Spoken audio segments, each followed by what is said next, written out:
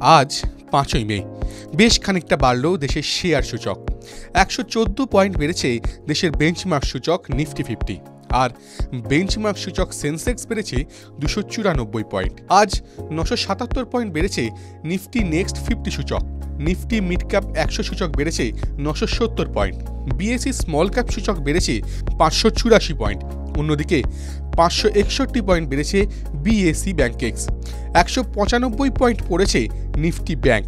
ভারতের বেঞ্চমার্ক সূচকের পাশাপাশি চড়চড়িয়ে বেড়েছে জাপান ও চীনের সূচক। জাপানি সূচক নিক্কেই বেড়েছে 378 পয়েন্ট। চীনা সূচক হ্যাংসেং বেড়েছে 385 পয়েন্ট। শেয়ার মার্কেটের এমন গবেষণামূলক তথ্য যদি ভালো লাগে তাহলে অবশ্যই লাইক করুন, আর যে কোনো শেয়ার সম্পর্কে জানতে কমেন্ট বক্সে লিখে পাঠান। আমরা তা নিয়ে পরবর্তী ভিডিওয়ে আলোচনা করব। আজ বাড়ল যারা। আজ কোনো সূচক আপার সার্কিট হিট করেনি, যদিও বেড়েছে জেএইচএস, সাভেন্টগার্ড রিটেল ভেঞ্চার্স, অসীমা লিমিটেড, ইউনিভার্সাল কেবলস, নেটওয়েভ টেকনোলজিস, পরাগ মিল্ক ফুডের শেয়ারের দাম। আজ পড়ল যারা।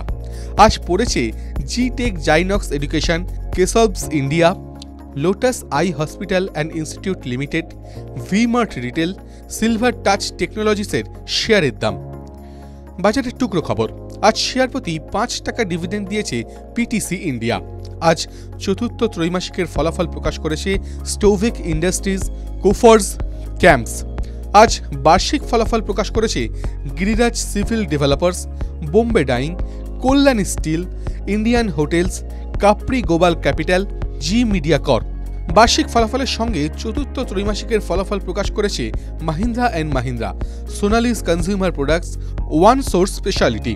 আজ 52 সপ্তাহে সর্বোচ্চ দর ছুঁয়ে ফেলেছে গডফ্রে ফিলিপস, নবীন ফ্লোরিন ইন্টারন্যাশনালস ও আইসিআইসিআই ব্যাংক। আজ কোনো সংস্থাই 52 সপ্তাহে সর্বনিম্ন দর ছুঁতে পারেনি। 5ই মে বাজার বন্ধের সময় তথ্য অনুযায়ী। শেয়ারে বিনিয়োগ করতে চাইলে সেই শেয়ারের বিষয়ে যথাযথ তথ্য অনুসন্ধান ও অ্যানালিসিস করুন।